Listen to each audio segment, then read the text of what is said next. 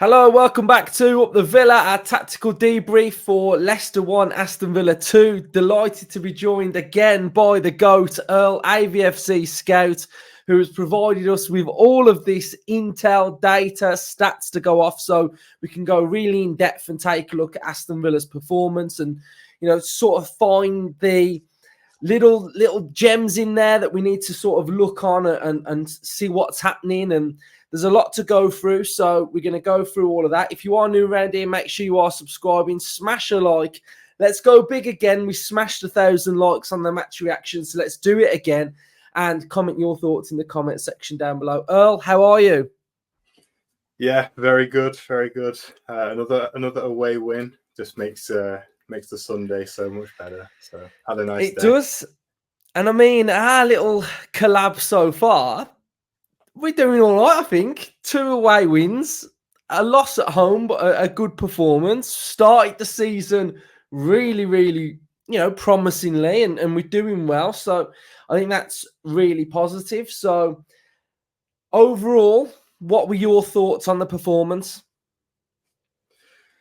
Yeah, I mean, it wasn't the best performance that we'll have this season, but I think if you watch the highlights, especially, it'll show you that Villa kind of owned the key moments in the game. So you might look at the stats and see we didn't have the possession and all that kind of stuff, but decent enough away performance, and we controlled the key moments.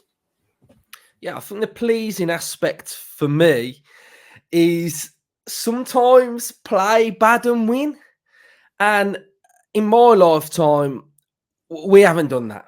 We haven't done that enough. We will need to do it this season. I think every good team does it. They always have patterns. I mean, even if you look at the game on Sunday, Newcastle and Spurs, Newcastle played pretty poor and won. Spurs played good and lost. So it's absolutely mad. But some of those performances, are needed, and you do need to grind things out. But another positive from the performance was the bench, proactive Unai Emery, making those key substitutions at the right moment, and, even giving some sort of opportunities to young players, which is also vitally important. I think one of the criticisms that I see a lot in the comment sections from time to time is that Emery doesn't give youth an opportunity, blah, blah, blah. But now he's doing so. And I think while he's doing so, it's vitally important that we get behind them and, back them and want them to do well. So I'm talking about Costa, Bogarde, etc. So yeah, I think there's a lot to like about some of the things that happened against Leicester. So I'll let you do some talking then. So you can talk us through the passing network, what you see, what we should be looking for, and what are like the standout points of our passing network against Leicester. Yeah, well, I mean, the first thing that jumps out to me is the left-hand side of the pitch looks very nice. A lot of passing combinations, nice little diamond forming there with Powell, Dean, Tielemans, and Ramsey when he came on as well. So yeah, build up play down the left looked quite good to me. Right hand side doesn't look as pretty, but functioning. There's good links between the players still over there. So yeah, overall it was a lot nicer passing network and build up structure compared to that Arsenal game, I think.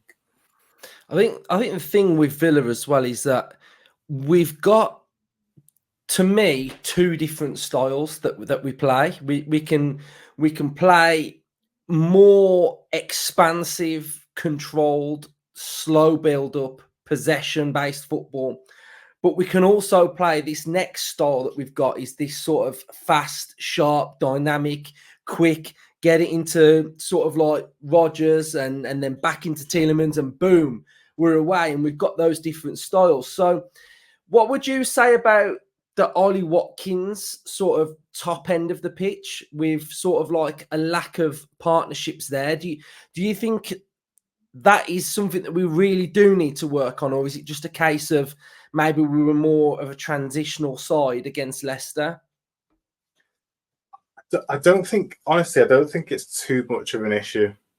Don't think it's too much of an issue. I think over the first 3 games of the season, Watkins hasn't had many touches. It must be averaging, let's say, 15 touches a game, so it's not a lot. But he is getting the chances. You know, up top, the striker's not going to have the most touches. Whenever you watch a game on Sky Sports, they always put up that graphic on the screen, the fewest touches, and it's always Ollie Watkins or it's always Erling Haaland. You know, whoever that striker is, that's just the way it's going to be. So it's not a massive problem to me as long as they're getting the chances, and he is. Yeah, good point. Good point. And yeah, I mean, what you'll see from Villa is you'll see as we build up, it'll be like Pau, Consa with a lot of touches because that's how we build up. And I guess the further you go, the sometimes the less touches you'll have then. So average positions in the first half, Earl, I'm gonna say was very, very good. I liked it. I liked the shape. I liked the balance of it. As we edge to the second half, I've got something that I think it let us down for the goal that we conceded. But yeah, what do you make of average positions first half? Yeah, well, the first thing that jumped out to me was obviously Jacob Ramsey, just because he's in goals, because he's a substitute coming on quite early on for Bailey. I thought when Ramsey came on, he had an instant impact. I thought he was quite high up. Quite aggressive in the final third and contributing straight away. So that was good to see. The second thing that jumps out to me is that mixture of Morgan Rogers and Amadou Onana overlapping on my nice graphic today. But yeah, I think Rogers wasn't as active as he usually is in this game. Wasn't quiet. I don't want to say quiet, but it didn't have that impact, especially in the final third. So he was still coming to collect the ball, but didn't have those touches that he usually does in the final third. So that's why his average position, is lower than usual and pretty much covering the same areas that Onana was in, to be honest. Yeah, I do think that midfield of Leicester did somewhat stifle Rodgers a little bit. They played with a 3, didn't they? So they had Ndidi, Winks and Skip. And at times it felt like every time Rodgers got the ball, it was like 2 of them that were on him. And I think because they've got that 3 in there, it allowed them to have that little bit more bite in there, really. But, first half, I think it was pretty good. Second half, for the goal, especially, I think the gap between McGinn and Bogarde is a bit too big for me. I think I'd like that to be a little bit closer together. So, second half, how do you think the second half looked? Yeah, so, well, just on that point, while we're on it, that's something that I noticed as well, the gap, and especially in that sequence that led to the goal, the gap between Bogarde and McGinn was quite a lot, and it's shown on this graphic. For most of the game, what we had was Amadou Onana was there next to Bogarde, and he was covering the right-hand side, which we'll see later on quite a lot. So I think McGinn was high, but he was able to do that because Onana was filling in the space. Ross Barkley came in and he had a good game. We'll talk about that, but he's not got the legs. He's not got the defensive capabilities and able to cover the ground like Onana did. So that kind of left Bogarde in a 1v1 up against Mavididi, I think it was. By that point in the game, I felt like Bogarde was fading a bit. I don't want to say his legs was gone, but he was visibly getting tired, I think, on a yellow card as well. Probably surprised he hadn't been subbed off a little bit sooner. But yeah, he just got caught out in that 1v1, didn't he? Lunged in and led to the goal. Yeah. So here we have it. And this is why I brought up the point about the gap between McGinn and Bogarde. And I think what I will say is that Bogarde should have stood him up. He should just stand him up, try and get him to go to the byline, not dive in, because, he did sort of like sell himself, which then allowed him to get the ball across. But this gap here is quite big. And if you see here now, you can see Conser now pointing over, because Conser knows where this danger is. He knows that isolated area there with Bogarde and, like you say, Mavididi, it's a bit of a problem. Barkley's a little bit too far away. He can't get across as much. But I think, if he was just a bit closer, double up, work a bit harder to sense this danger, I think it probably could be avoided. And the big strength of Conser is that, he's so good at sort of like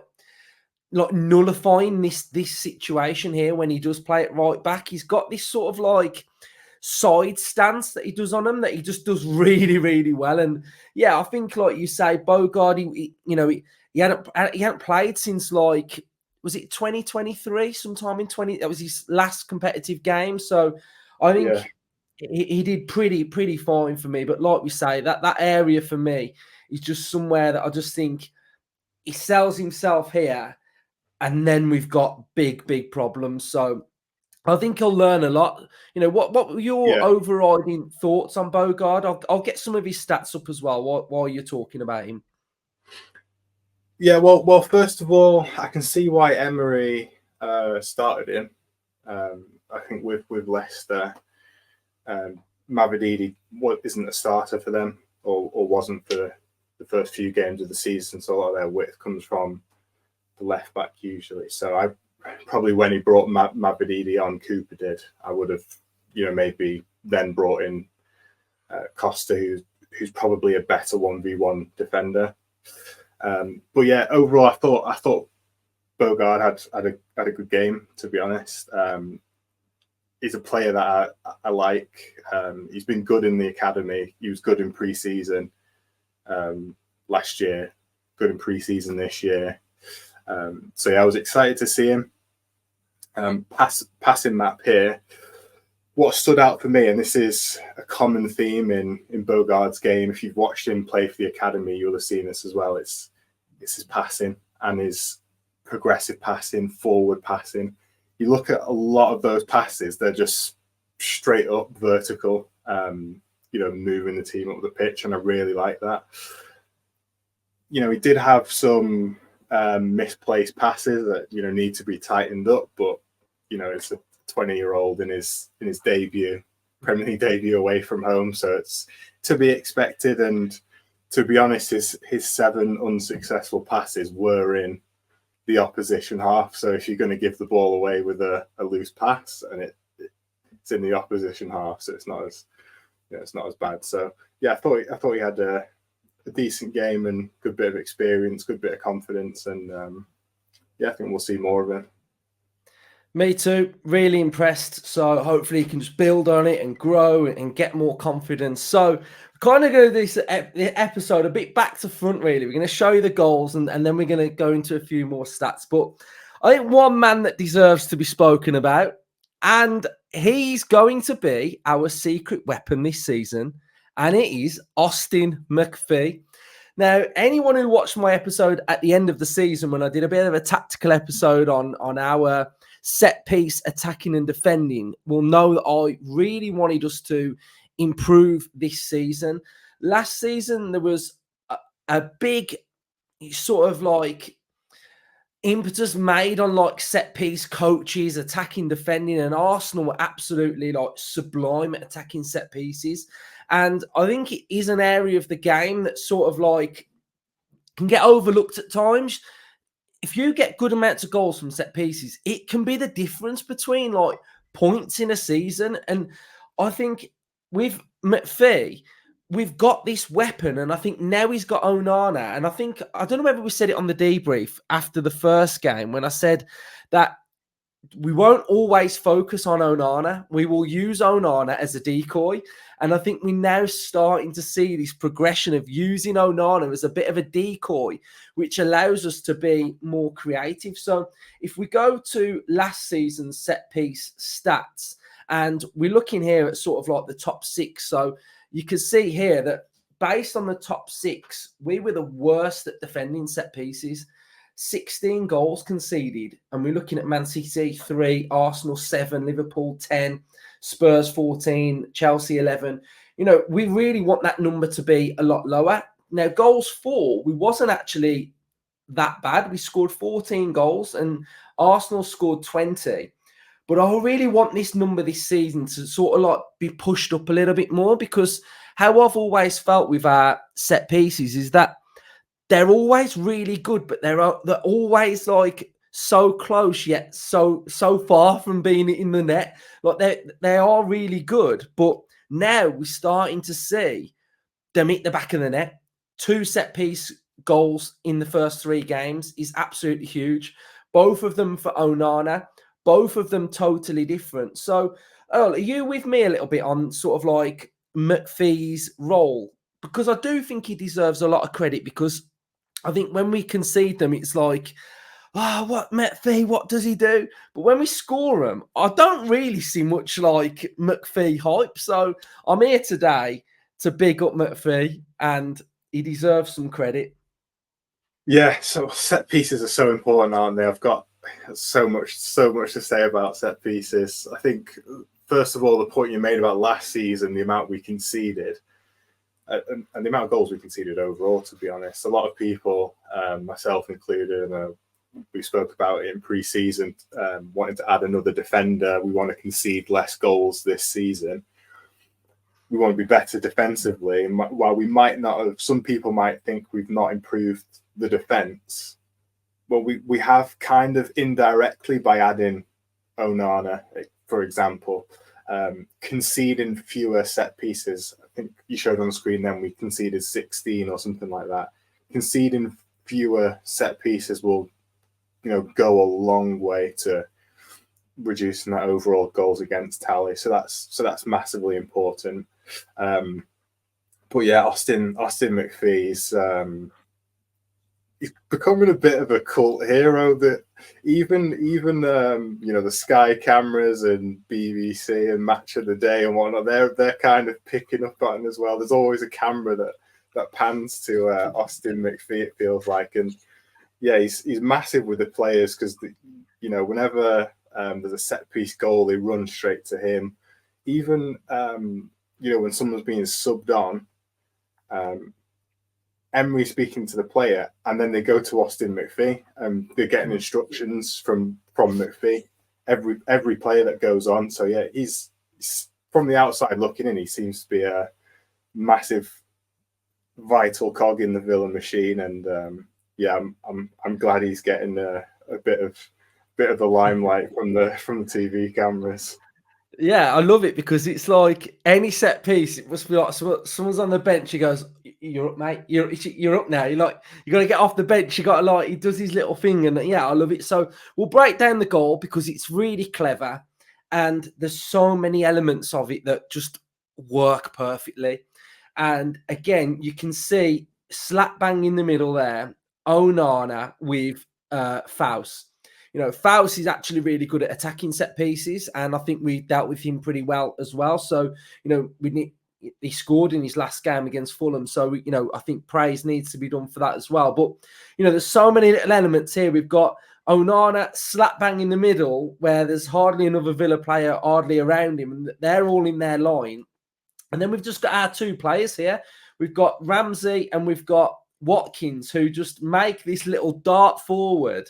And I imagine Leicester were just like, what's going, where do we go here? And I think not only the run, but the pass from Tielemans, it was sort of fizzed into Ramsey, but it was just enough power that when Ramsey touched it with the outside of his foot, it took him away from the players.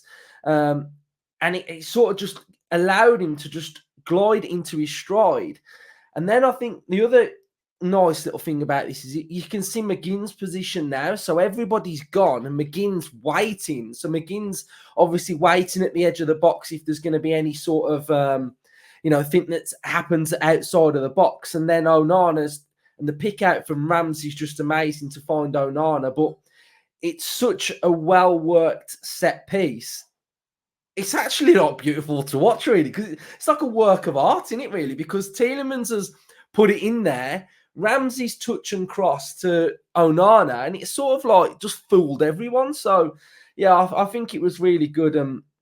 I think it's so pleasing to see that, it's not just a ball into the box for Onana to head. It's like something as creative as this. So, moving forward, I think Onana, he's already on 2 goals out of 3 games. He's gonna get nearly 10 goals this season, isn't he? Yeah, I mean, he said it himself on TV, didn't he? He's the main threat. I think teams will be worried about him from set pieces, and you mentioned being a decoy as well.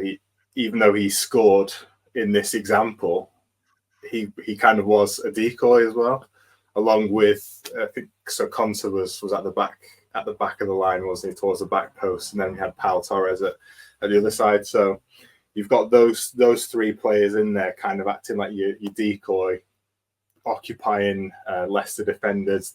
Leicester are all thinking about, top players are all thinking about Onana. We've got a defender, Onana. He's a beast in the air. So they're already thinking about that. Switch off, leave the gap. Beautiful passing from Tielemans. The touch from Ramsey was lovely, cushion touch, and then Onana gets the goal, all from really being a decoy at the start. So yeah, creative again from McPhee. We've seen quite a few creative set piece routines already so far this season. So and he's probably got loads more in the locker for us as well. Yeah, get the McPhee playbook out. So it's massive as well. Sorry. If you think about it, it's two away games, and we've gone ahead via a set piece. So it's massively important away from home. If you can get ahead, imagine if Leicester had scored first, and then they're sitting back in the low block, and you've got to unpick them and all this kind of thing. Getting those first goals, especially away from home, is massive, and we've done that twice in 2 games from set pieces. So yeah, massively important. I think it's huge as well because it gives the opposition more things to think and worry about. You're asking them more questions. I imagine it's very difficult to play against Villa anyway because, like I said earlier, we can either play slow possession-based football, we can suck the opposition in. Pau can just play a quick pass into Tielemans. We can play fast and direct football. We've got so many good players, but then when you get into a set piece and you're thinking, oh God, they're really good for me. A lot. We've got to make sure we are switched on, and you're just adding more anxiety to the opposition team. And I just think that's so important, and long may it continue. So we'll touch on a player you're an opposition defender. You've got Morgan Rogers running at you. You're already, in 2 minds. Now you're thinking, if I foul him, they've got a set piece, and they're really good from set pieces. So even from open play, opens up more for you. Yeah, and it's like you say as well, which is a great point. It gives Rogers an even bigger opportunity because if he takes the players on, fine. If he gets fouled, fine. So it's win-win at the minute. So Onana, we'll touch on him, the new king in Birmingham. He's an absolute, he's so good. And I'm starting to think, do we owe Everton an extra 50? Like, how have we, do we owe them more money or something? Because he's that good, honestly. And me and you, we did that episode in pre-season, and we picked out some players, didn't we? We were talking about Onana, of what he can bring to Villa, and he's starting to just bring a bit of everything. But how good is it to see a player that's just happy and he's having fun and he's enjoying it, and not only that, like, I mentioned his celebration when he scored the first one, but it's so telling about that the player in, and he does it, he taps his arm, and I imagine he's saying, like, this is my time, it's Onana time. And then he puts his little crown on, and it's like, I absolutely love it, and I love him, and I think he's so good, and he's just going to keep getting better and better. I don't think it was his best performance, and I'll let you talk about the graphics. But what did you make of his performance, and talk us through the graphics? Well, first of all, I've got to wax lyrical about him because he's probably my favourite player so far this season. I think, like you say, we spoke about it before in pre-season. We knew what he could bring on the pitch, but what surprised me is just his general things I didn't know about him, his general demeanor about the place. And I've said it a few times on Twitter. I reckon he's a future Villa captain. It's just lively, just uplifts everyone. Always got the smile on his face, and you can see his teammates just thrive off it, and he just gets everyone involved, and he's going over to the fans, and he's getting involved with Duran and all this kind of thing. So I think he's at the point now. He's only just turned 23 as well, so I'm calling it now, future Villa captain. But yeah, this game, like I mentioned before, you can see from his touch map, because McGinn was a lot higher than he was compared to Arsenal, and on the right hand side, Onana was filling into that space he left behind, like we saw Kamara do last season at times. When Bailey was really high up. But yeah, if I was to be nitpicky, not many forward passes from him, not much progressive passing. He's been all right with that the past couple of games, but yeah, not many, if any, this last game. But I mean, 92% pass accuracy again, so he's done his job, and shouldn't really complain. No, it's not bad. It's not bad at all. So I felt like Onana was obviously Onana, really good. Tielemans has just been, I'm going to say it, a revelation in there. He's been that good. He's complementing Onana.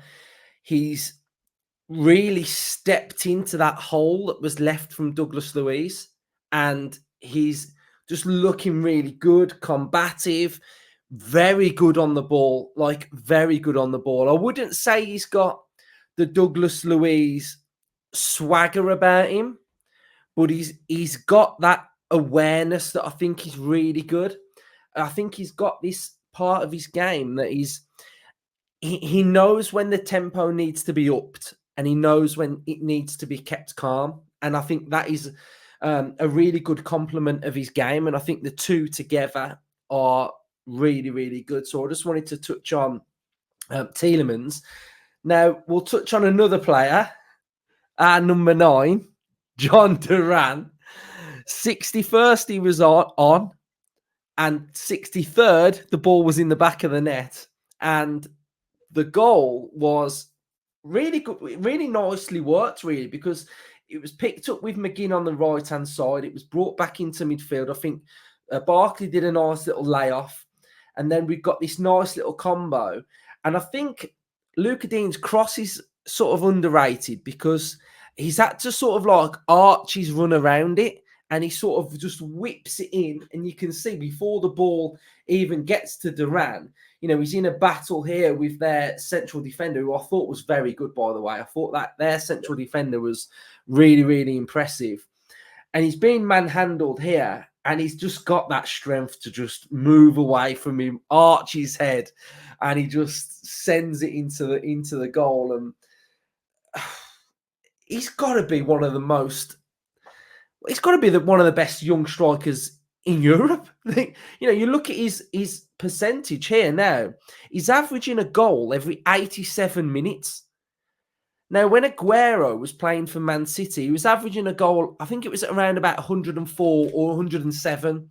The actual figure just isn't in my mind at the minute, but it's around 104/7 minutes. Now, Duran's at 87 minutes between each goal, which is staggering, really. The contribution for minutes to goal ratio,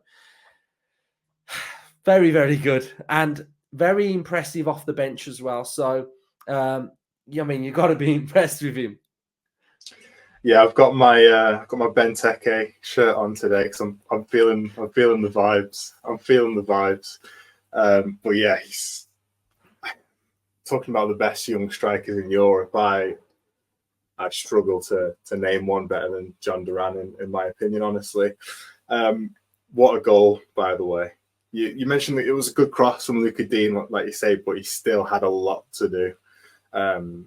He's sandwiched between Fass and the young Italian defender. I forget his name, but he was good, like you say.